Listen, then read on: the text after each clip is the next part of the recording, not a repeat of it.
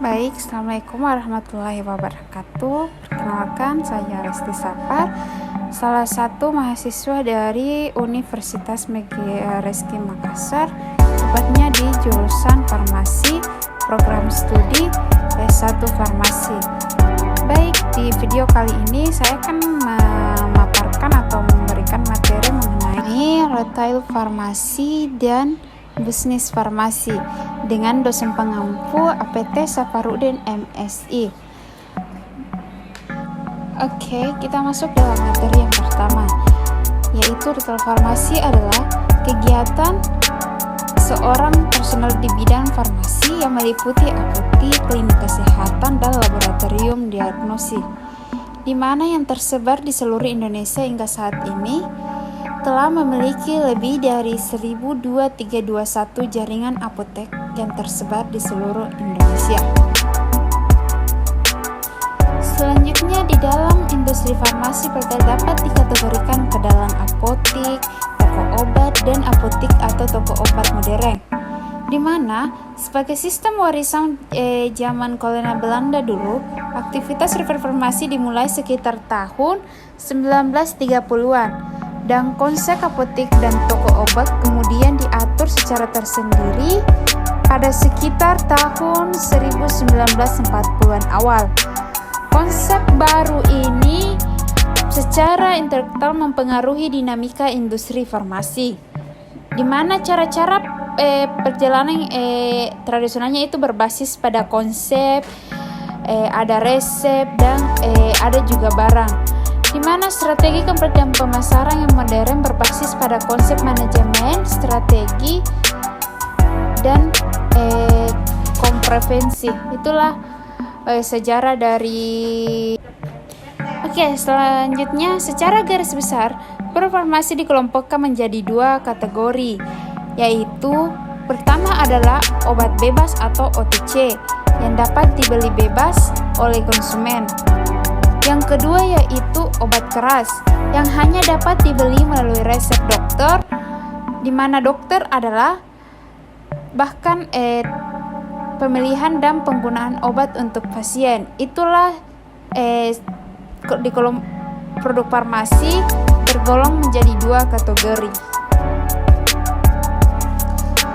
Selanjutnya yaitu konsep pemasaran produk farmasi, antara lain yang pertama yaitu terdiri dari industri farmasi memproduksi banyak obat etikal atau obat bebas, satu kelas terapi bermacam nama dagang mulai dari patent dan generik. Kemudian yaitu obat didistribusikan oleh PBF kepada apotik, rumah sakit maupun toko obat. Selanjutnya menangkap konsumen dalam skala sangat luas seluruh Indonesia.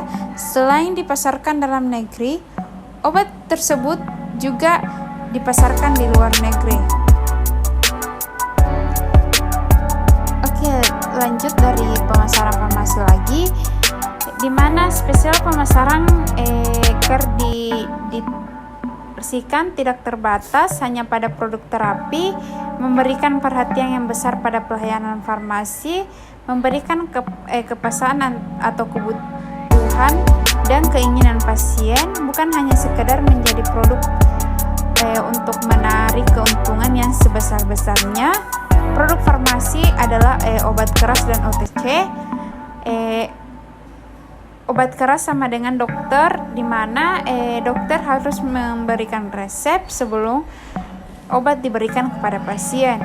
Selanjutnya pemasaran obat sangat berbeda dengan produk pemasaran biasa, mempunyai aplikasi yang luas dan kompleks pada pemasaran farmasi, termasuk strategi terpenting dalam pasaran dan memiliki marketing yang baik. Itulah pemasaran dari farmasi.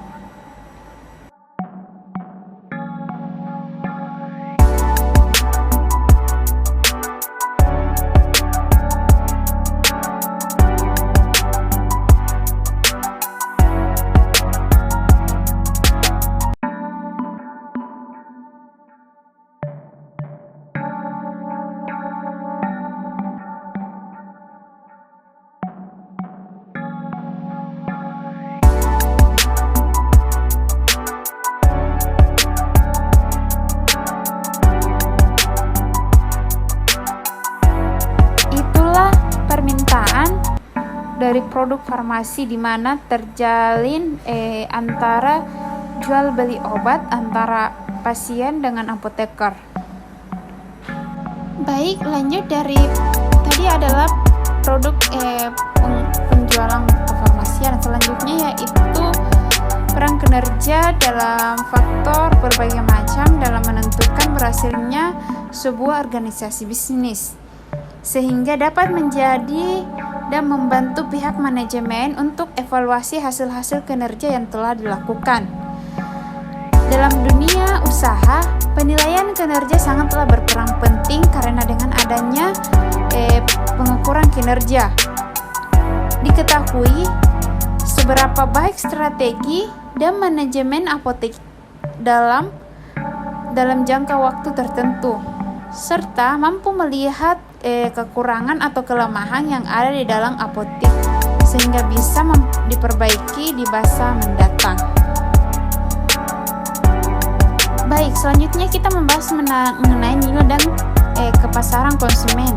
Antara lain yang pertama yaitu salah satu pertimbangan adalah customer value.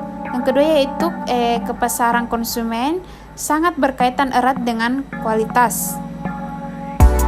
Yang selanjutnya dalam hal farmasi harus menjamin mutu mengenai obatnya, harus tidak ada kepromoan atau kesalahan dalam penjualan.